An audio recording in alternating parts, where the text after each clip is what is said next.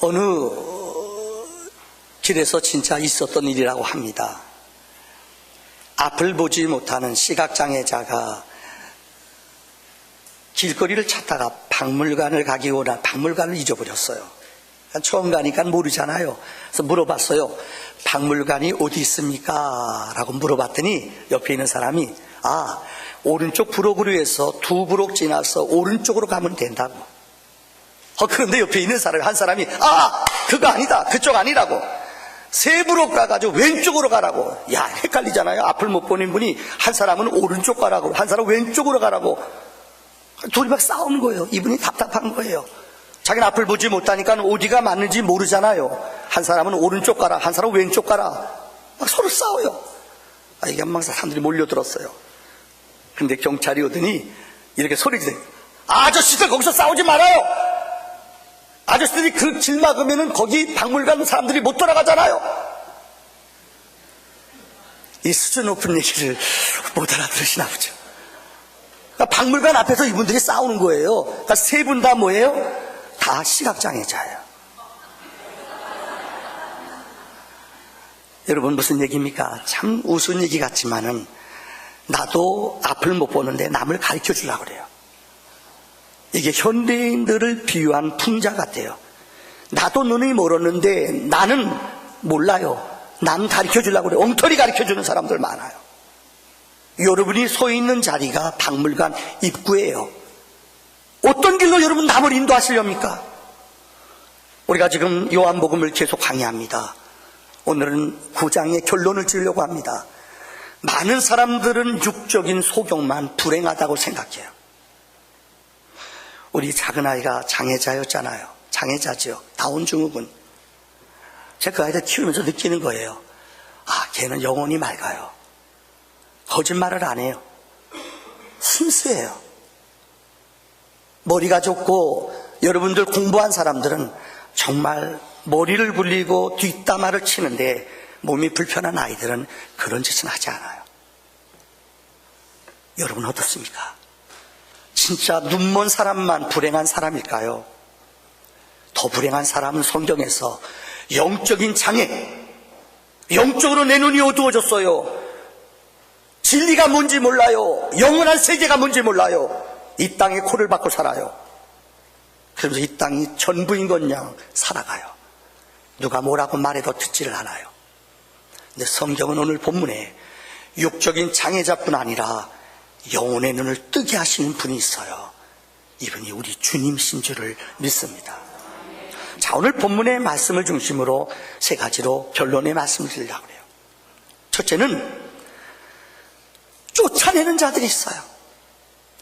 우리 거룩한 공동체에서 믿음의 사람들을, 이 소경을, 시각장애자를 쫓아내는 악한 사람들이 이 주변에 너무 많아요. 오늘 본문엔 태어날 때부터 보지 못한 시각장애자가 있었습니다. 그런데 여러분, 본문의 2절의 말씀에 보면은 쫓아내는 사람 가운데 첫 번째 무리가 2절의 말씀을 보세요. 바로 제자들이라고 그랬어요. 예수님의 제자들이 물어 이르되 라피요, 이 사람이 맹인으로 난 것이 누구의 죄로 인함이니까? 자기니까 그의 부모님입니까? 여러분, 이 입장을 바꿔놓고 생각해 봐요. 여러분이 앞이 안 보여요. 지금 여러분 앞이 안 보이는 시각장애자예요. 근데 주변의 사람들이 여러분에게 뭐라고 말하는 줄 알아요? 저 사람 저렇게 된 거, 저 사람 죄 지어서 그래요? 아니면은 그 부모님들이 죄 지어서, 부모님 죄 때문에 그래요. 그 부모가 이 얘기 들었어 봐요. 그 사람이 이 얘기 들었어 봐요. 억장이 무너지는 얘기예요. 많은 사람들은 어려움 당하면 우리는 말하기 쉽게, 저 사람 죄 때문에 그래, 너 죄범했지, 이런 경우가 많아요. 그렇지 않습니다. 여러분 자녀가 힘들게 해요. 여러분 죄 때문에 그래요? 아니에요. 여러분 사업이 지금 좀 꼬이고 어려워요?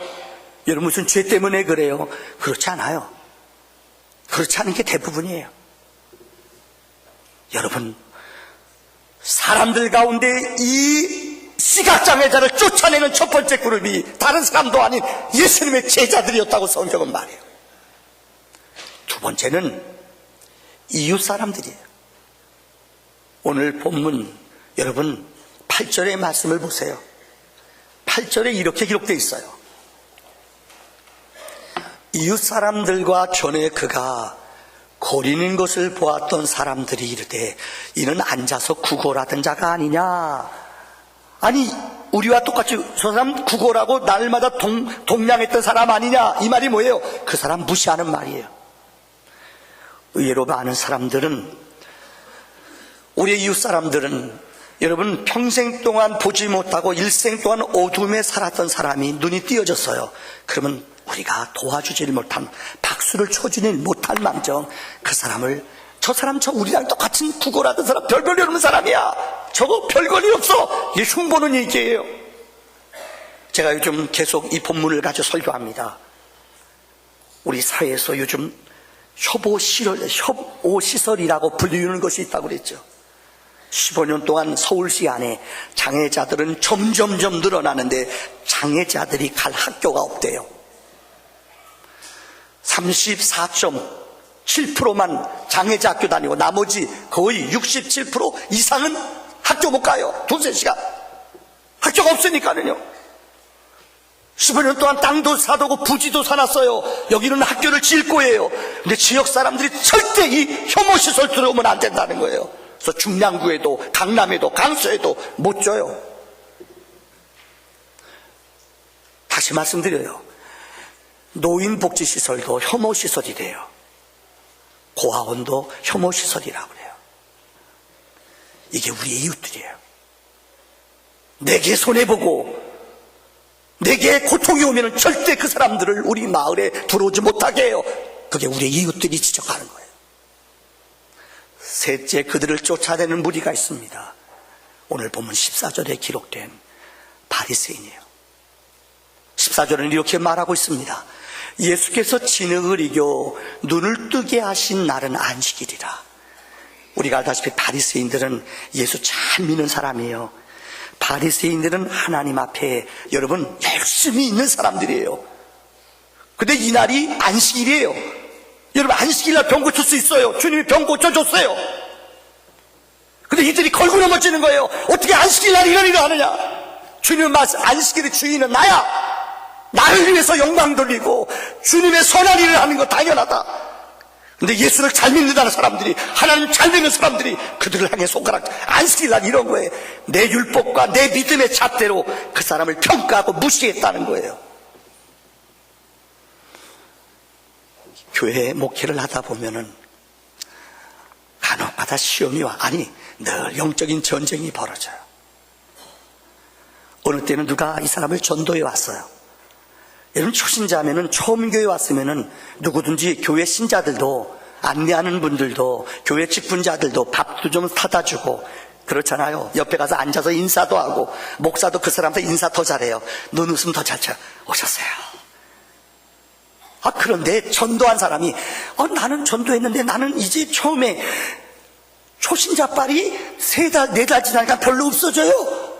이 교회는 사랑이 없나 봐. 그래요, 없어요. 그리고 삐져가는 사람이 있어요. 여러분이 이런 마음 우리 안 가져요? 내 심지어 이런 사람도 봤어요. 남편 어렵게 해서 교회 나왔어요. 근데 남편이 진짜요, 막 은혜 받는데 여보 나 저녁 예배 가면 안 될까? 남편은 은혜가 열리는 거예요. 눈이 열리는 거예요. 잠깐만 교회 가고 싶어요. 그러니까 부인이 가만히 있어, 이 사람이. 진짜. 근데 그런 사람 봤어요. 웃지요?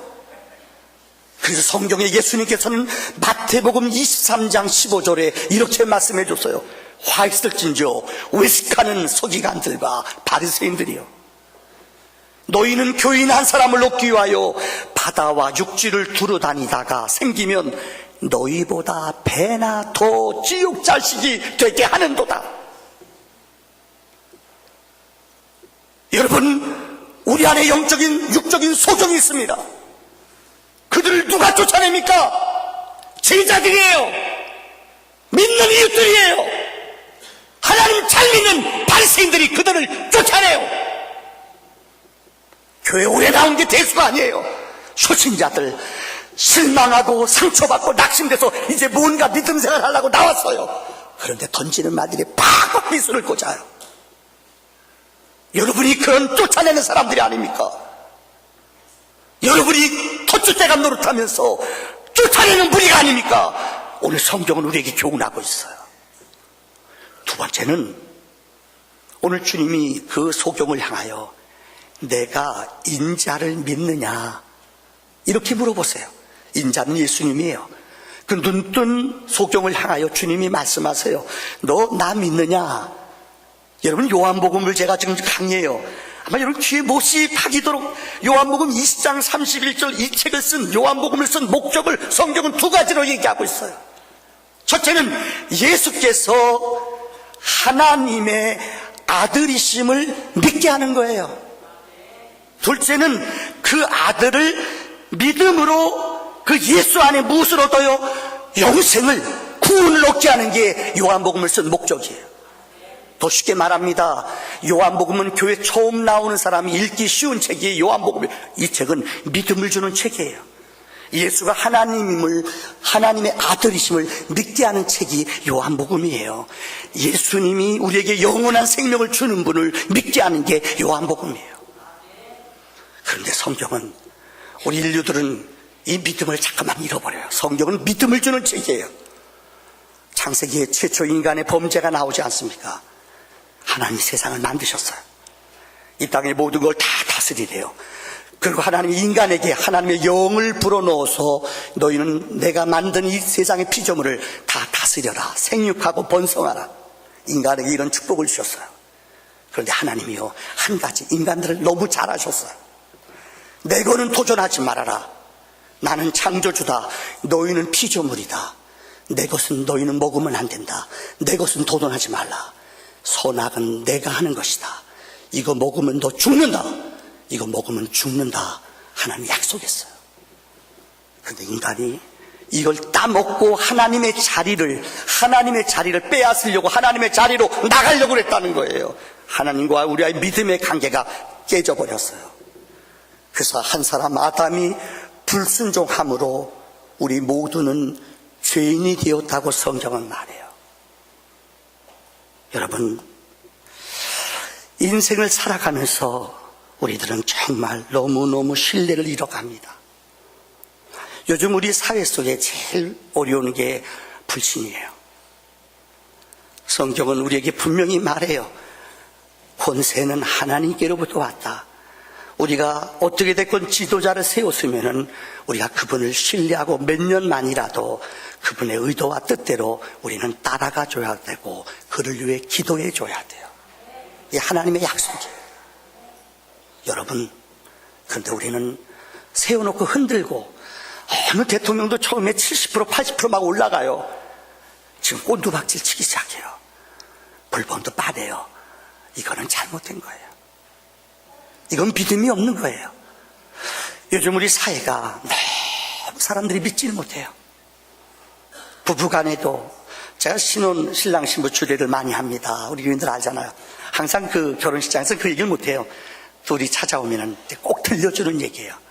신랑 믿느냐? 믿습니다. 그럼 절대 신랑 핸드폰 뒤지지 말아라.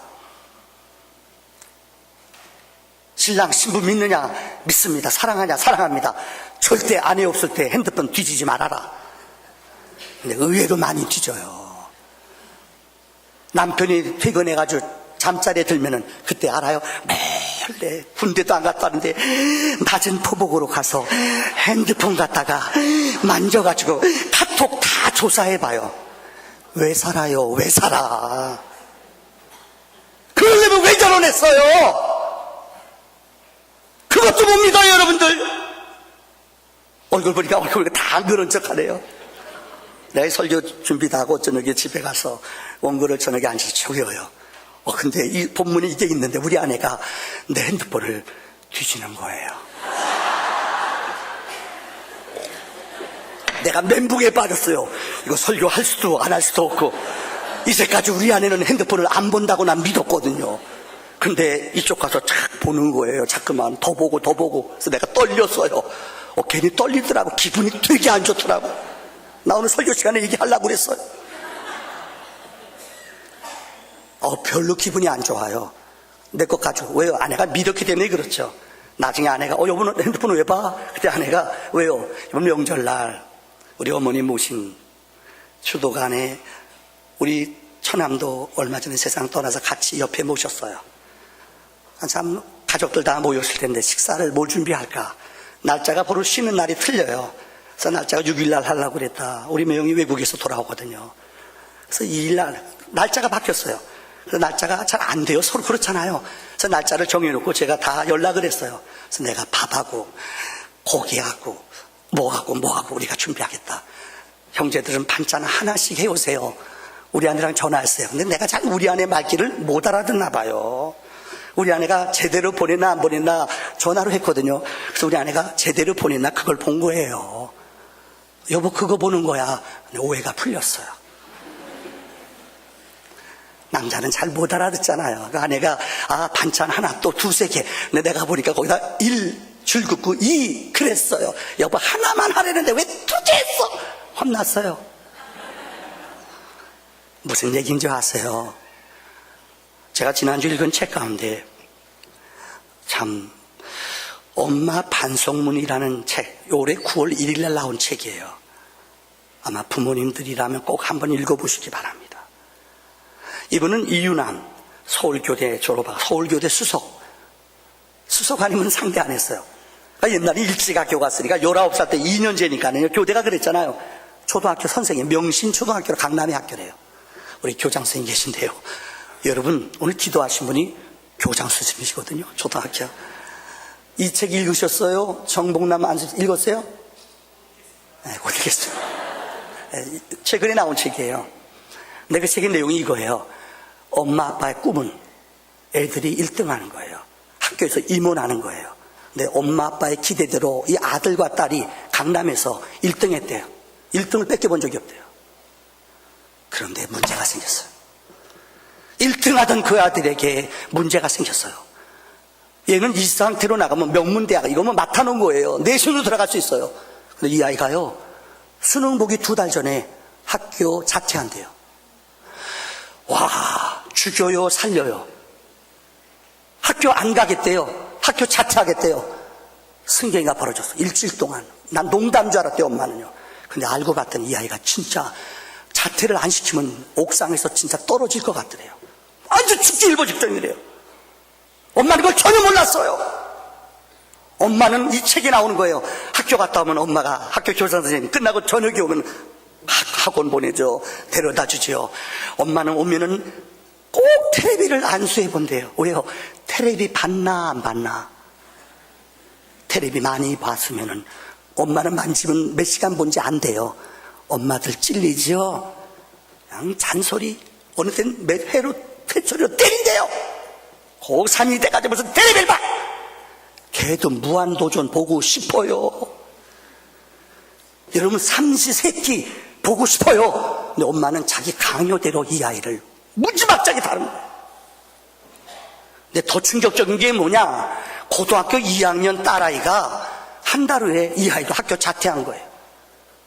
진짜 이 아이도 오빠 닮아가지고 자기도 죽겠대요. 진짜 죽을 것 같더래요. 그래서 엄마 아빠가 이 아이를 내려놨어요.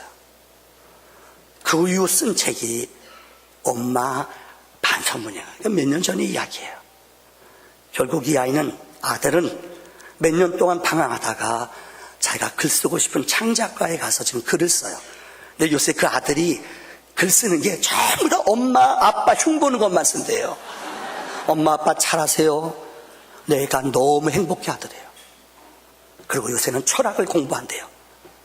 둘째 딸은 자기처럼 사춘기에 힘들어하고 괴물 같은 엄마, 괴물 같은 아빠 속에 신음하는 아이들을 상담하는 사람으로 살고 싶어서 지금 공부의 뜻을 갖고 미국에 유학 갔대요.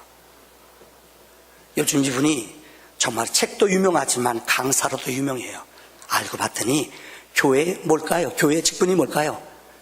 권사님이래요. 제가 무슨 얘기 드리는 줄 알아요?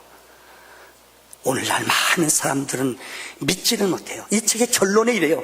여러분, 자식을 믿어줍시다. 우리 부모님만 따라합시다. 자식을 믿어줍시다. 아내들만 따라하세요. 남편을 믿어줍시다. 핸드폰 보지 마세요. 남편들 따라합시다. 아내를 믿어줍시다.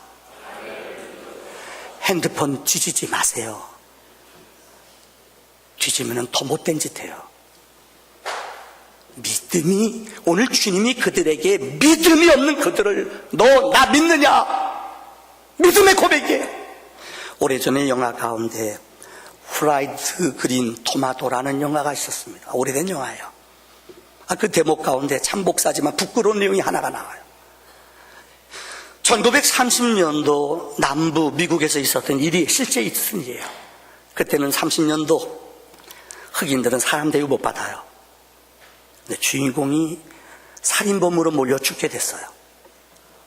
배심원들이 전부 다 백인이에요. 어느 누구도 이 사람을 구해낼 사람이 없어요. 그런데 그때 백인 목사가 그곳에서 이 스크 로긴스라는 목사가 그 배심원 모여있는 곳에서 이분이 마지막 증언자로 나와 이 사람의 죄 없음을 증명해 주는 것이 나와요. 검사가 물어봅니다. 목사님이 성경에 손을 얹고 거짓말 위증하지 않겠습니까? 예. 그리고 이제 재판을 하는 거예요. 검사가 물어봐요. 당신은 이 사람을 살인범을 잘합니까? 잘합니다.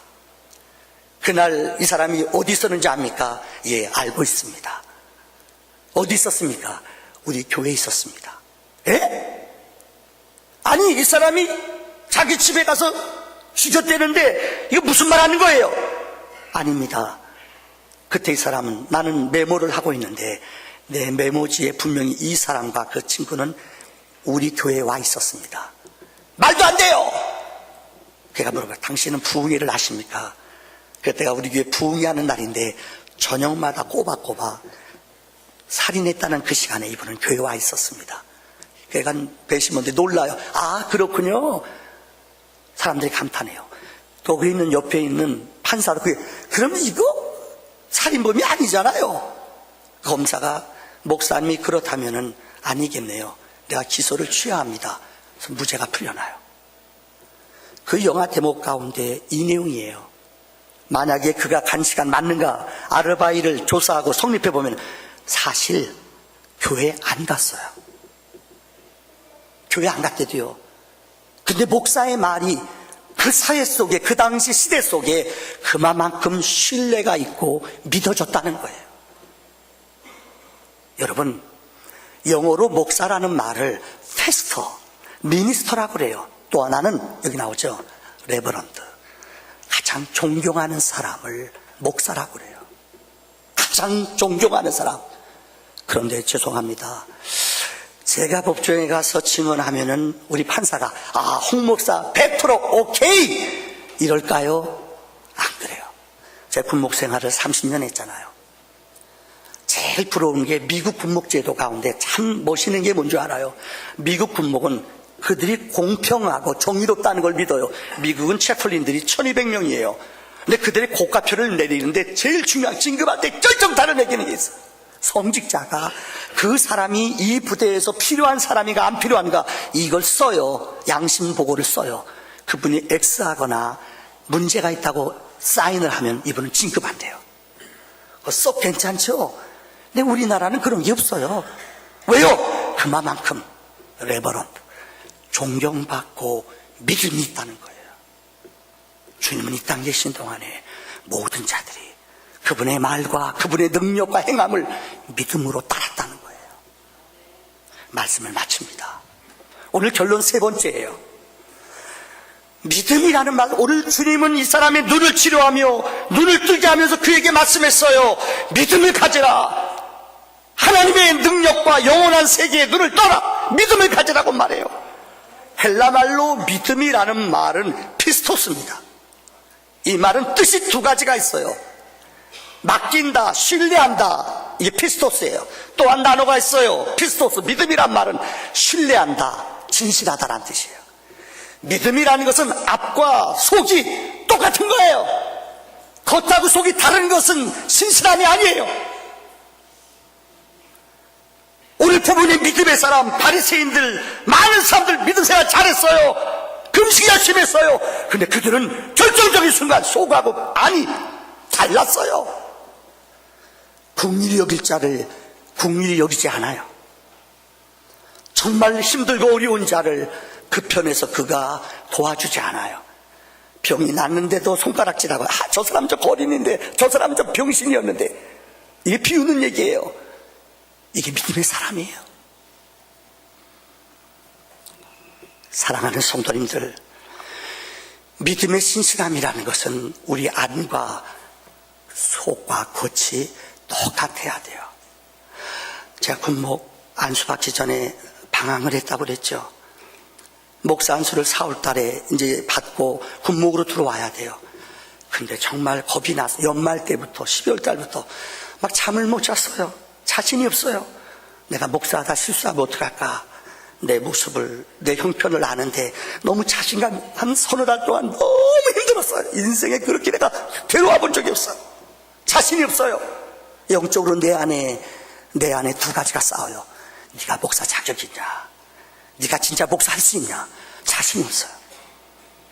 그때 내 마음속에 여러분, 하나님이 길을 주셔서 강원도의 태백이라는 그 황지 예수원이라는 곳에 가서 토레이 목사님을 만났어요. 그분의 응답, 그분의 말씀을 부여잡고 오늘까지 30한 5, 6년 동안 달려오는 동안 내 길이 흔들리지가 않았습니다. 이 토레이 목사님 참내 그분의 책을, 그분의 글을 좋아해요. 지금은 세상을 떠났습니다만은 그분이 쓴 글 가운데 이런 이야기가 있어요. 한 번은 이분이 소련은 공산혁명, 볼셰비키 혁명이 일어나고 70년 동안 공산화가 됐어요. 이분이 그렇게 가서 연설했대요. 여러분, 이제 구소련은 멸망했습니다. 이유는 하나님을 믿지 않던 그 하나님을 대적했던 공산주의 세력은 무너졌습니다. 이제 기독교의 능력으로, 기독교의 복음으로 우리는 이전의 믿음으로 회복돼야 됩니다. 하나님의 은혜입니다. 그랬더니 회중 가운데요, 한 사람이 싹 손들이, 목사님 질문이 있습니다. 뭐요? 그때 하는 말이, 그분이 이렇게 질문을 던졌대요. 그는 잊지 못한대요. 우리나라는 1000년 동안 사실 구소련은 그리고 오토독스, 기독교가 세 분파로 나뉘어져요. 로만 캐톨릭에서 1054년에 동방정교, 러시아와 동유럽으로 주로 간 게 동방정교회예요. 그다음 1517년에 우리 기독교 프로테스탄트가 생겼어요. 종교개혁으로요. 그게 세 줄기예요. 근데 동방정교회가 들어간 곳이 구소련이에요. 1000년 동안 그 나라는 기독교국이었어요. 거의 다 어린아이들 어릴 때부터 세례받고 다 교회 다녔어요. 한 사람이 손들고 질문합니다. 우리는 1000년 동안 기독교 나라로, 기독교 뿌리로 자라왔습니다. 기독교가 어떤 영향을 끼쳤습니까? 그런데 우리가 이렇게 어렵습니까? 공산주의 70년 역사 있다고 기독교 1000년의 뿌리가 흔들릴까요? 그분이 질문을 던졌어요. 맞는 소리입니다.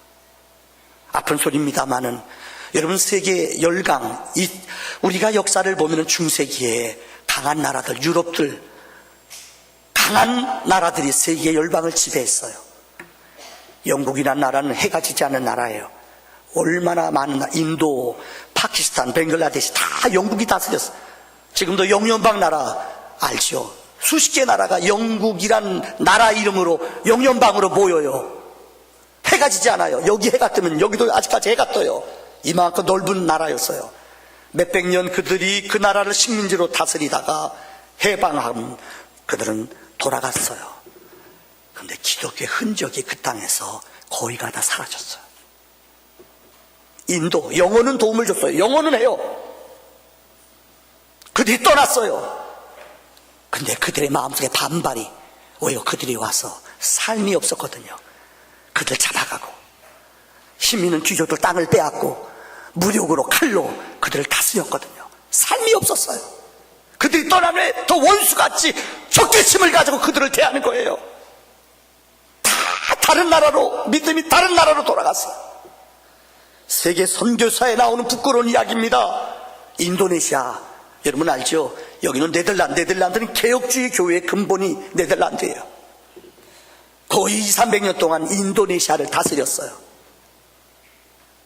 그들이 해방되고 식민지 나라가 해방되고 돌아갔어요. 근데 기독교의 흔적 뿌리가 거의 없어요. 우리 이상호 장로님이 인도네시아에서 잘 아시잖아요. 거의 95% 이상이 여러분 이슬람 사람이에요. 그것도 극렬분자예요.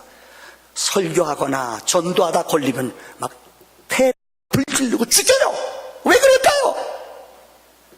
선교사들의 삶이 신실하지 못했어요. 여러분, 프랑스라는 나라가 아프리카 상당수 나라를 다스렸어요.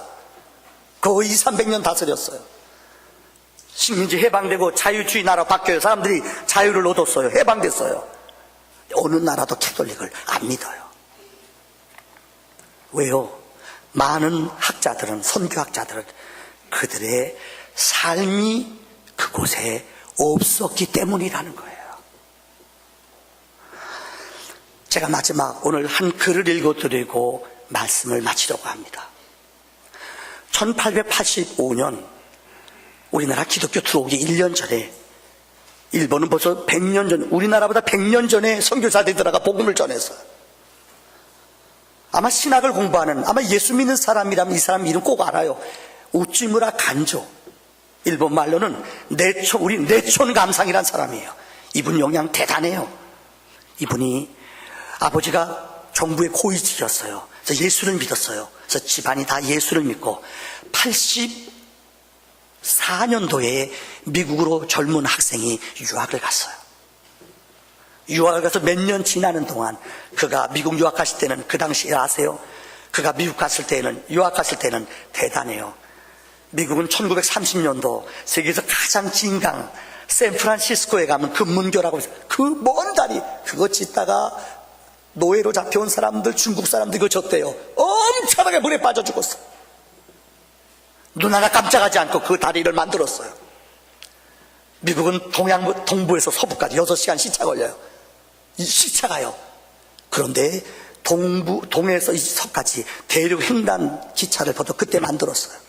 여러분 상상할 수 있어요. 맨하탄에 1930년도에 그 100층 넘는 빌딩을 그들은 지었어요. 기독교국, 그들의 화폐에는 여러분 아시죠? 미국의 화폐를 보셨습니까? In God we trust. 우리는 하나님을 믿습니다. 화폐에다가, 모든 화폐에다가, 달러에다가 우리는 하나님을 믿습니다. 이렇게 고백했던 나라예요. 그런데 젊은 우찌무라 간조가 미국에 가서 3년 동안 지나는 동안 그가 미국에서 있었던 일들을 글로 썼어요. 그게 유명한 우찌무라 간조의 회신기라는 책이에요. 그 서론에 나오는 몇 내용들을 여러분에게 읽어드리겠습니다. 나는 새로 장만한 비단우산을 도둑 맞았다. 기독교국에서 소지품의 안전이 보장되지 않는다는 것은 참으로 이해하기가 어렵다. 이 기독교 국민 사이에 사용되는 대규모의 열쇠를 나는 이제까지 본 적이 없다. 저녁이 되어 아침에 돌아온 독신자는 제일 먼저 주머니에서 열쇠 묶음을 꺼내어 인기척 없는 자기 방문의 열쇠를 찾는 일부터 시작한다. 집은 바깥 현관에서부터 반직 꼬리에 이르기까지 온통 잠겨있다. 그것도 마침 도둑의 영이 집안 구석구석에 가득 차 있는 것 같은 모습이다. 돌로 지은 지하실과 철로 만든 금고를 필요로 하며 사나운 개와 경관들이 지키지 않으면 안 되는 이것이 과연 기독교 문명이라는 것인가? 그러나 이런 것보다도 더 이해할 수 없는 것은 이 기독교 나라에 가득 차 있는 무서운 인종차별이다. 나는 남부에서 도시의 특정 구역에 흑인이 들어갈 수 없음을 보고 놀라며 이와 같이 인종차별은 비성경적이라고 미국인 친구에게 말했더니 그는 놀랍게도 단호히 대답했다. 만약 크리스찬이기 때문에 흑인과 똑같이 함께 살아야 한다면 차라리 기독교를 포기하고 그들과 떨어져 살겠어요. 어찌 이뿐이리요. 어린아이라도 알 수 있는 간단한 도덕을 짓밟고서 몇만, 몇십만, 몇백만 달러의 돈 때문에 오여치 합법화된 도박은 무엇인가?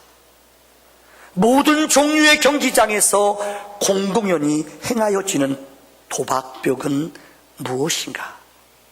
스페인의 투보다도 훨씬 비인도적인 사람을 치고박는 프로 권투는 도대체 무엇인가? 나머지는 생략합니다. 여러분, 133년 전에 우찌무라 간조라는 사람이 보았던 미국의 역사예요. 어느 미국을 제가 질타하는 것은 아닙니다. 우리들의 모습이에요. 편협하고 다시 말하면 금전 만능으로 살고 성공 위주로만 사는 게 내 인생의 목적으로 달려오는 것들, 이제 우리들이 아니에요. 눈을 뜬 것 같지만은 정적으로 눈을 못 떠요. 안 떠요. 내 생각, 내 아직 하나님의 나라와 하나님의 의는 뒷전이에요. 내가 편하고 내가 먼저 좋은 자리 가야지, 이게 축복인 줄 알아요. 기독교는 십자가의 종교입니다. 십자가는 죽는 거예요. 십자가는 자기가 직접 짊어지고 고통을 당하는 거예요. 이게 기독교의 사상이요. 주님이 그렇게 사셨어요. 어느 목사님이 쓴 글 가운데 마음에 와닿아서 여러분에게 마지막 설명할게요. 우리도 연말 되면 송구영신 예배를 드려요. 작년에 어느 교회에서 송구영신 예배를 드린 목사님 기도문이 딱 한 절이었대요. 이렇게 기도했대요. 주님, 또 다시 한 해를 주셨습니다. 만일 우리에게 2017년 12월 31일까지 생명을 주신다면 주님께 바른 삶으로 되돌려 드리겠습니다. 나에게 주님 시간을